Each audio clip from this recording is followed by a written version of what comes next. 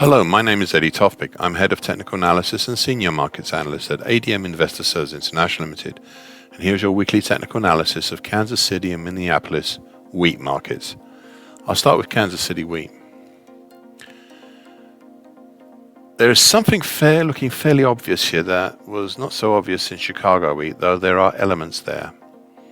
I'll speak on this shortly, but first I wanted to set the scene on how we got here. The origin of the move up here in late March was not a key reversal up or outside day as in Chicago. Rather, it's how the market head into that maelstrom of support below stretching from 1014 downwards, which caused prices to halt their decline and then gap higher in early April. Prices continued their overall rise until peaking 4 weeks ago with a very unusual key reversal up that was also an indecisive spinning top with a very long tail. All this was just short of the February 2008 all-time high at 1395. We've since seen prices fall in what, to be honest, is a fairly clear zone, filling a gap on the way down. The question is now whether this is a major topping action or a pullback. The answer to this for the moment is the same as in previous weeks. It depends. It depends. I'm sorry to be obtuse, but it does. You see, superficially, we have a number of supports below that could halt the market, stabilize it, and cause a possible recovery back up. However, at some point, the market's decline may be so much and so hard that one would have to say the market is done with the upside, and we are in a new situation. Hence, I listed a series of pullback levels last time. They were the 50% Fibonacci line at 1187, the short medium moving average, currently 1173, and the 50% for 2020 so far at 1064. However, as I said 3 weeks ago, and I quote, on the other hand, should prices fall down to test and perhaps break the area around the rising medium moving average, currently 1080, and then the subsequent March low at 1093, then I would have to say the bullish incentive has evaporated and we are in a new scenario. End of quote. Well, on the surface, the lesser Fibonacci levels at 1138 and 1141, plus to a significant degree the slowly rising short medium moving average, have eroded the bearish incentive and halted the market. The question now, I know, not another question. Well, the question now is whether this is a pullback or a hesitation before heading lower. Up until last week, I would have said it was most definitely a hesitation. But as to whether it is before we have a subsequent move higher or lower, well, on that I cannot say right now, as there was too little information to form a scenario either way. That was then. Then this week, I looked at the daily chart and noticed the pattern was almost in full completion. It's been staring me in the face all this time. Is the April to date head and shoulders pattern, the neckline just below most of the very recent market action, currently 1139. Of all the days today, this neckline is being tested, and it seems to be a very important test. Now, head and shoulders patterns are traditionally seen as topping actions, and this one would fit the bill. But sometimes they turn out to be bullish continuation patterns. Thus, take care in case this does turn out to be a bullish continuation pattern. However, just in case, I will place two prospective targets below. A primary target X would be in the 998 area, and a secondary target X1 would be in the 863 area. Please note that these two are just prospective targets that I have placed just because the market has breached and not broken as yet the neckline for this head and shoulders pattern. I will leave you with the same last thought I have had over these past few weeks. Please just remember between 1001 and 957 we have some very heavy duty supports dating from 2011 and 2012. It is these that are underpinning the current market and its rises, and they will not be easily dislodged. Minneapolis wheat.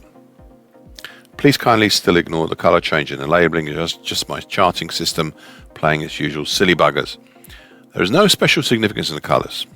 Okay, first off, before I get to the juicy bit, I am so very pleased to see again that the March 21 to January 22 bullish Andrews pitchfork is still alive, well, and sort of pointing the bullish direction of this market, unlike some of the other markets in Chicago and Kansas City. The most recent move higher that terminated in May was created from the double bottom formed over March, which after a lot of hesitation toing and froing in action, and in one case going to the fifth countering degree, saw prices move higher.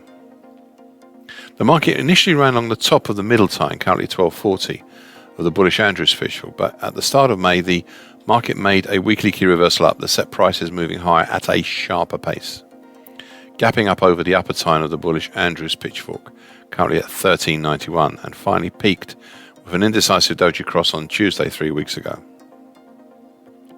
Since then, prices have fallen. The questions are, much as I have seen in the other grain markets, is this a pullback, and if it is, when does it turn into a bearish market?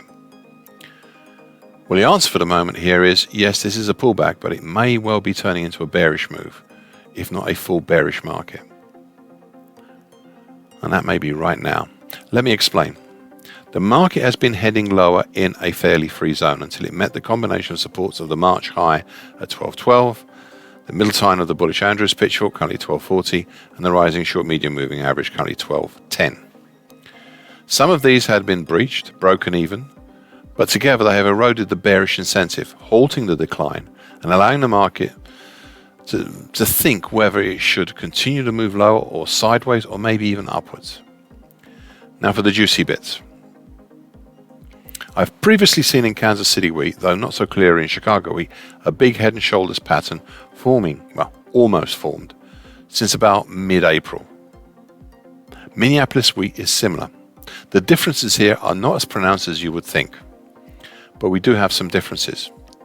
For example, the left shoulder is split and the right shoulder is diminutive. Nevertheless, I've drawn a neckline, currently at 1209, which is closely allied right now to the rising short medium moving average.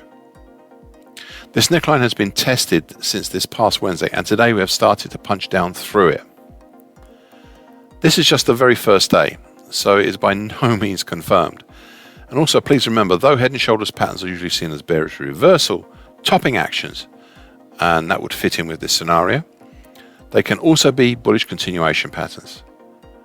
However, that all being said, I feel obliged to set out prospective primary target X in the 1089 area, and a secondary and harder to get target X1 in the 973 area. These are big asks of the market. As the first one, target X would see the market on the very edge of the current market driver, the April 21 to January 22 bullish Andrews pitchfork, and target X1 would see the market clean out of it. Right now, the market is moving down towards support from the April 2008 high at 1166 and the 50% Fibonacci of the whole of the 2020 move at 1139.